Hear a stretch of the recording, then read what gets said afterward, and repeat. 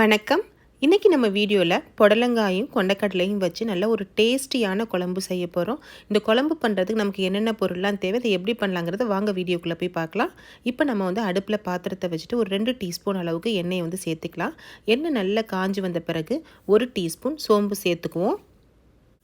1/2 teaspoon அளவுக்கு ஜீரகத்தை சேர்த்துட்டு நம்ம சேர்த்த சோம்பும் ஜீரகமும் நல்லா பொரிஞ்சு வரட்டும். இப்போ நல்லா பொரிஞ்சு வந்துருச்சு. இந்த டைமில் 4 பச்சை மிளகாய், 2 வரமிளகாய், 1 கொத்து கருவேப்பிலை இதையும் சேர்த்து நம்ம வதக்கிக்கலாம். 2 டீஸ்பூன் அளவுக்கு இஞ்சி பூண்டு பேஸ்ட்டை சேர்த்துட்டு இஞ்சி பூண்டோட பச்சை வாசனை போகிற அளவுக்கு நல்லா மீடியம் ஃப்ளேமில் வச்சுட்டு நீங்கள் வதக்கிக்கோங்க. இஞ்சி பூண்டோட பச்சை வாசனை எல்லாம் போய் நல்லா வாசம் வர ஆரம்பிச்சிருச்சு. இந்த டைமில் ஒரு பெரிய வெங்காயத்தை நீல வாக்கில் கட் பண்ணி நம்ம சேர்த்துக்கலாம். வெங்காயத்தை வதக்கிறப்ப கூடவே 1 டீஸ்பூன் அளவுக்கு உப்பை சேர்த்து வதக்கிட்டிங்க அப்படின்னா சீக்கிரமாக வதங்கி வந்துடும். இப்போ நல்லா வெங்காயம் வதங்கி வந்த பிறகு 2 பெரிய தக்காளியை எடுத்து கட் பண்ணி அதையும் நம்ம சேர்த்து வதக்கிக்கலாம். தக்காளியை வதக்கிறப்ப நல்ல ஒரு கிரேவி பக்குவத்துக்கு நீங்கள் வதக்கிட்டிங்க அப்படின்னா ரொம்பவே டேஸ்ட்டாக இருக்கும்.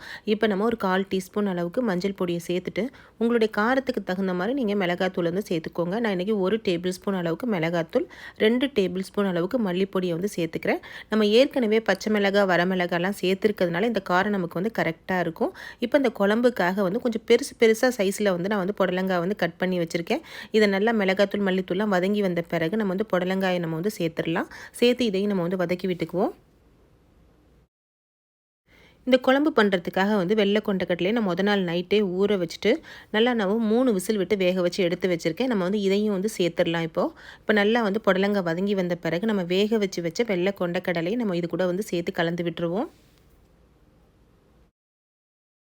எல்லா பொருளையும் ஒன்றா நம்ம சேர்த்துட்டு எந்த அளவுக்கு உங்களுக்கு உப்பு தேவையோ அந்தளவுக்கு உப்பையும் சேர்த்துட்டு குழம்புக்கு தேவையான தண்ணியும் நம்ம இப்போ சேர்த்துடலாம். நான் இன்றைக்கி 2 கப் அளவுக்கு தண்ணியை சேர்த்து கலந்துக்கிறேன். உங்களுக்கு எந்த அளவுக்கு தேவையோ அந்த அளவுக்கு நீங்கள் தண்ணியை சேர்த்துக்கோங்க. இந்த 2 கப் அளவு நல்லா நமக்கு திக்கான பக்குவத்தில் குழம்பு கிடைக்கும். இப்போ நம்ம ஒரு மூடியை போட்டு நல்லா நம்ம கொதிக்க விடலாம். புடலங்காய் நல்லா வெந்து வர அளவுக்கு நம்ம நல்லா கொதிக்க விடுவோம். காயை சேர்த்து 10 நிமிஷத்துலேயே நமக்கு புடலங்காய் நல்லாவே வெந்து ரெடி ஆயிரும். இந்த 10 நிமிஷத்துக்குள்ளே இதுக்கு தேவையான தேங்காய் மசாலாவை நம்ம ரெடி பண்ணிடலாம். இப்போ நம்ம அடுப்பில் பாத்திரத்தை வச்சுட்டு 1 டீஸ்பூன் அளவுக்கு எண்ணெயை சேர்த்துக்கலாம். எண்ணெய் நல்லா காஞ்சி வந்த பிறகு 1 டீஸ்பூன் சோம்பு, 1/4 டீஸ்பூன் கசகசா, 3 முந்திரி பருப்பு, ஒரு சின்ன பீஸ் பட்டை இதையும் நம்ம சேர்த்து நல்லா பொரிய விட்டுலாம். உங்கள்கிட்ட முந்திரி பருப்பு இருந்தால் சேர்த்துக்கோங்க, இல்லைன்னா நீங்கள் ஸ்கிப் பண்ணிடலாம். இப்போ நல்லா பொரிஞ்சு வந்த பிறகு 1 கொத்து கருவேப்பிலை, ஒரு சின்ன வெங்காயம், ஒரு பூண்டு பல், ஒரு பச்சை மிளகாய் இதையும் நம்ம சேர்த்து வதக்கிக்கலாம். எல்லா பொருளும் நல்லா வதங்கி வந்த பிறகு ஒரு 1/4 கப் அளவுக்கு தேங்காய் துருவலை நம்ம சேர்த்துட்டு ஒரு 2லேருந்து 3 நிமிஷத்துக்கு மட்டும் வதக்குவோம். அதுக்கு மேலே நம்ம வதக்கணும்னு அவசியம் இல்லை. ஒரு 3 நிமிஷத்துலேயே ஸ்டவ்வை ஆஃப் பண்ணிடலாம். இப்போ நல்லா வதங்கி வந்துருச்சு. இதை ஆற வச்சுட்டு நம்ம மிக்ஸி ஜாரில் சேர்த்துருவோம்.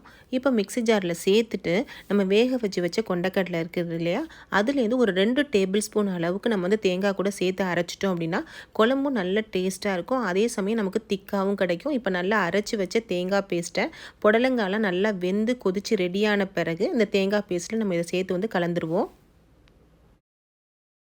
தேங்காவை சேர்த்த பிறகு ஒரு 2-3 நிமிஷத்துலேயே இந்த மாதிரி கொதிக்க ஆரம்பிக்கும். இதுதான் நமக்கு கரெக்டான பக்குவம். நம்ம லாஸ்ட்டாக கொஞ்சமாக கொத்தமல்லி இலையை தூவிட்டு அடுப்பை ஆஃப் பண்ணிடலாம்.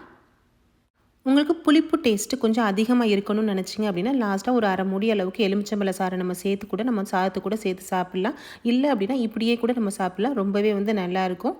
இப்போ நல்ல சூப்பராக டேஸ்டியான புடலங்காவையும் கொண்டக்கடலையும் வச்சு நம்ம ஒரு குழம்பு ரெடி பண்ணிட்டோம்.